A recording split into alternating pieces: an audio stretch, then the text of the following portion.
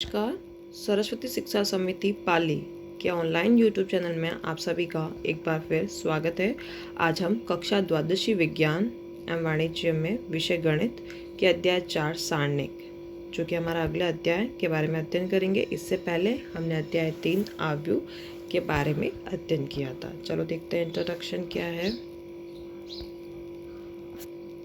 सारणिक की परिभाषा देखिए, माना A बराबर AIJ, ठीक है। AIJ एक n क्रम का वर्ग आव्यूह है ना।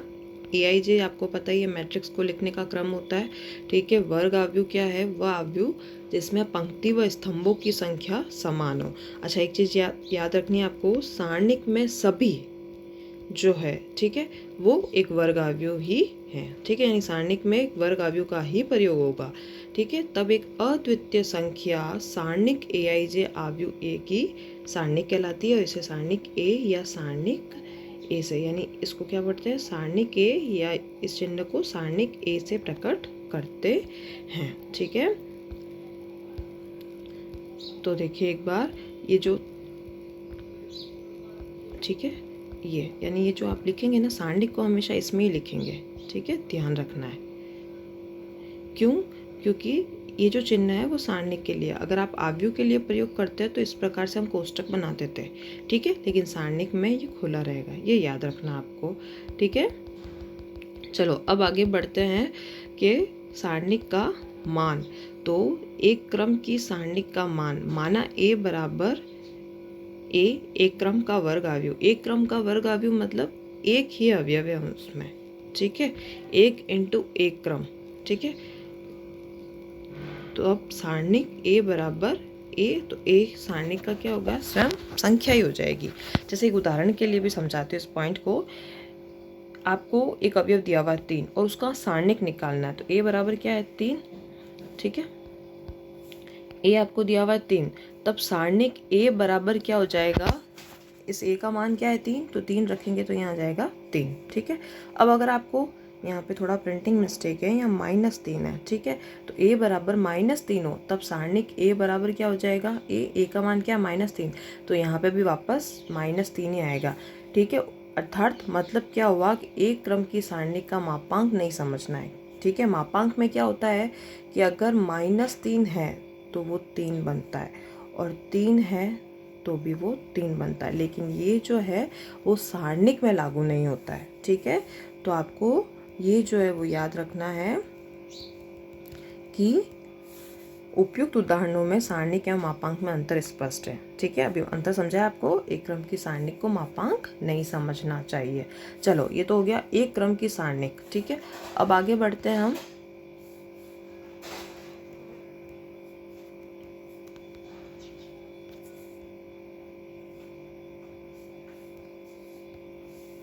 द्वितीय क्रम की सारणिक का मान, ठीक है।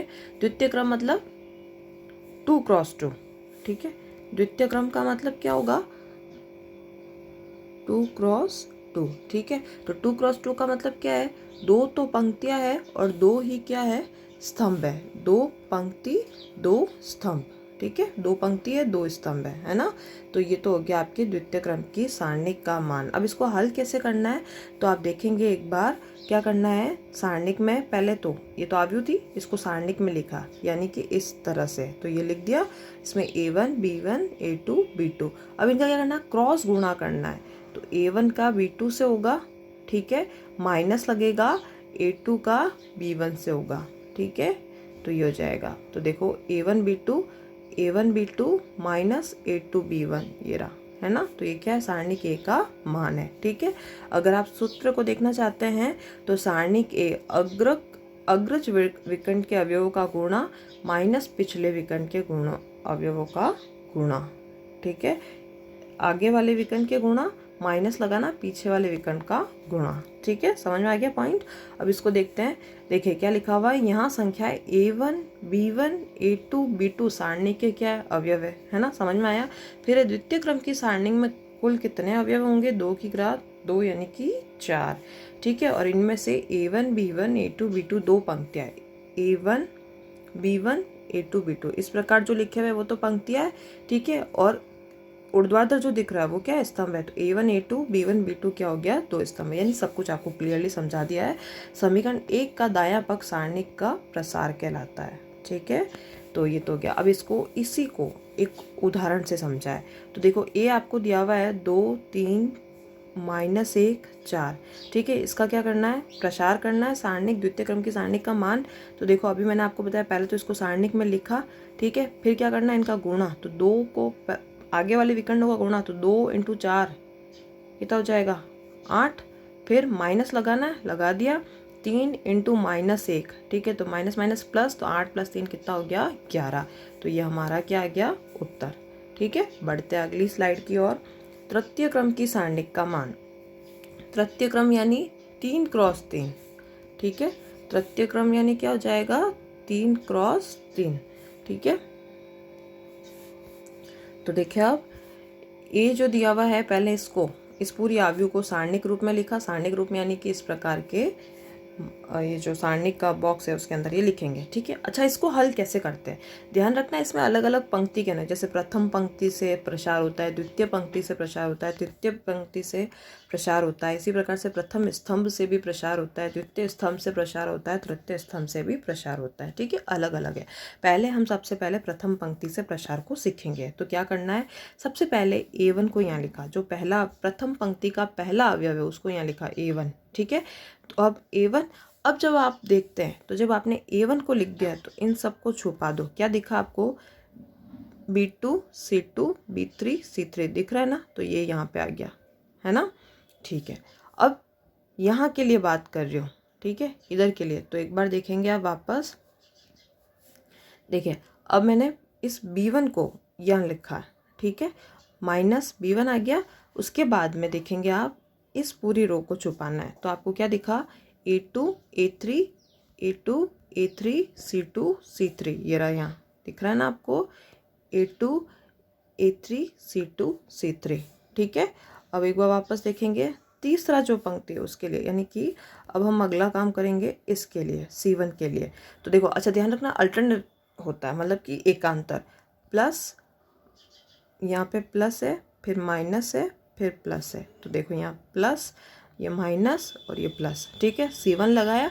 अब C1 लगाया तो C1 वाली पूरी रो छुपाने के बाद क्या दिखा है, जैसे ये छुप गया है तो ये अगर पूरा हट गया तो क्या दिखा, A2 A3 B2 B3 A2 A3 B2 B3 दिखा ना आपको,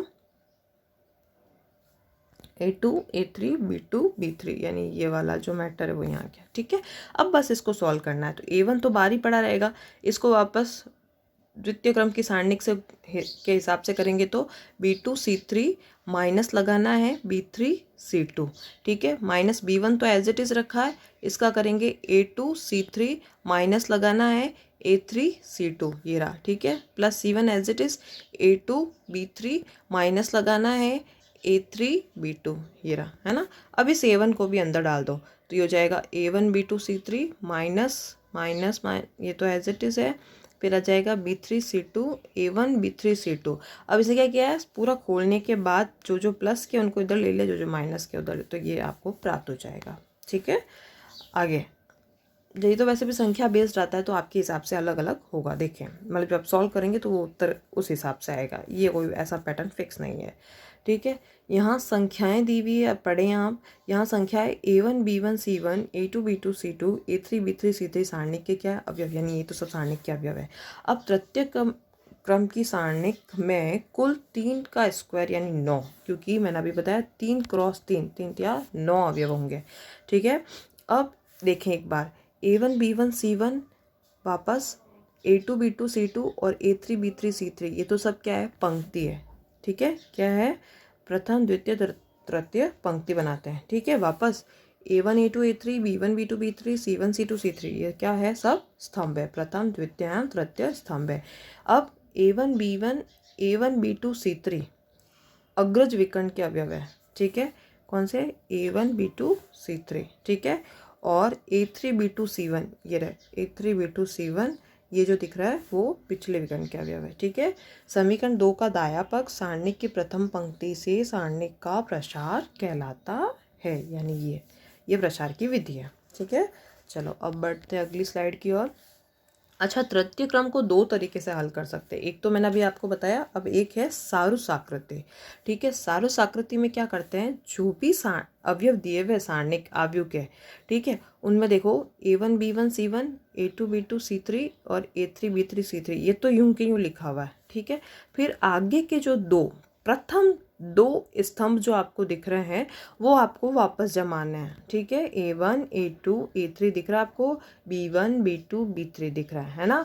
अब आपको क्या करना है, इसमें पहले तो गुणा करना है। ठीक है, कौन सा, सीधा, और फिर पीछे वाला। तो एक बार देखें, पहले आगे वाला, आगे से बढ़ते हुए विकर्ण जो आ रहे हैं उनका गुणा करना है। तो देखो A1 B2 C3, ये रहा A1 B2 C3, प्लस लगाना है। ठीक है, सब में प्लस, फिर उसके बाद वाला विकर्ण कौन सा दिख रहा है, B1 C2 A3, ये रहा B1 C2 A3।